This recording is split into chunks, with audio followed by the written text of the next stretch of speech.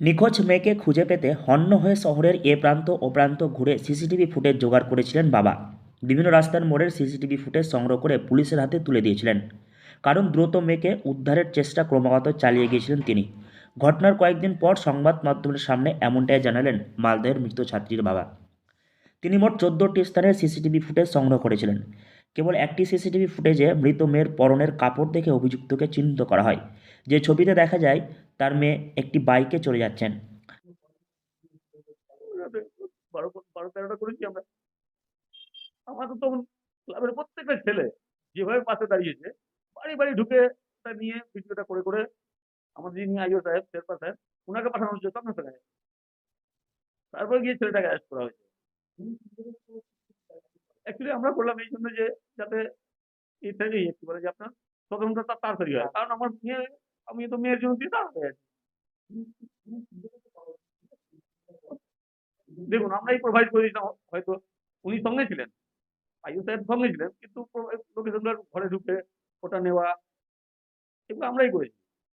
আর ২৯ তারিখ রাতে যখন ২৯ তারিখ রাতে কয়েকজন অফিসার ছিলেন, উনারা কিন্তু রাত ২টো, ১:৩০ ২টো অব্দি উনারা কয়েকটা বাড়িতে ঢুকে ভিডিও ফুটেজ নিয়েছিলেন। পুরোপুরি বলবেন না যে গাফিলতি উনাদের, উনারাও করেছেন। তবে হয়তো একটু কম করে হতে পারেন, তো সেটা আমি কতখানি কম করেছেন সেটা উনারাই বলতে পারবেন। মৃত ছাত্রের বাবা আরও দাবি, একা শ্রীকান্ত কেশরী এই খুনের সঙ্গে যুক্ত নয়, আরও কেউ জড়িত রয়েছে। যেভাবে মুণ্ডুচ্ছেদ করা হয়েছে তা কখনোই একা করা যাবে না। পাশাপাশি পঞ্চম শ্রেণীর ছাত্রী খুনে জড়িত যুবক শ্রীকান্ত কেশরীর ফাঁসি চান ছাত্রীর পরিবার। রাজ্যের মুখ্যমন্ত্রী তথা পুলিশ মন্ত্রী মমতা ব্যানার্জির কাছে এমনই আর্জি পরিবারের। তার বাবা বলেন, তার মেয়ে যে নির্মমভাবে হত্যা হয়েছে তার ফাঁসির সাজা চাই। হাত জোর করে রাজ্যের মুখ্যমন্ত্রীর কাছে অভিযুক্ত যুবকের ফাঁসির আবেদন করছেন তিনি। ওকে উপযুক্ত সাজা দিবেন, আমরাও শান্তি চাই। যদি ধরেন ১৫ দিন পর ফাঁসি হয় ওর, ও কিন্তু ১ সেকেন্ড হলে ওর মনে হবে আমার জীবনে ১ সেকেন্ড কমলো। ২ সেকেন্ড মনে হবে আমার জীবনে ২ সেকেন্ড কমলো।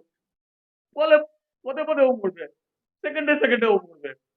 দিদি আমি এই শাস্তি চাই যাতে আর কেউ এরকম দুঃসাহস করার সাহস না পায়। দিদি হাত জোড় করে আপনার বিনীত নিবেদন, অবাক অবাক বিনীত নিবেদন দিদি, একটা দৃষ্টান্তমূলক পরিস্থিতি। আপনি সব পারেন, আপনি সব পারেন। পরিবার সূত্রে জানা গিয়েছে, শিব ঠাকুরের ভক্ত ছিল ওই ছাত্রী। অভিযুক্ত শ্রীকান্ত কেশরী শিব ঠাকুরের মন্দির দেখানোর প্রলোভন দিয়ে তাকে অপহরণ করে, পরিকল্পনা করে তারপরে তাকে খুন করে, এমনটাই দাবি মৃত পঞ্চম শ্রেণীর ছাত্রীর বাবার। মৃত ছাত্রীর বাবা জানান, অভিযুক্ত শ্রীকান্ত কেশরী জানতেন সিসিটিভিতে কোথায় রয়েছে আর কতদূর পর্যন্ত তাতে ছবি আসে।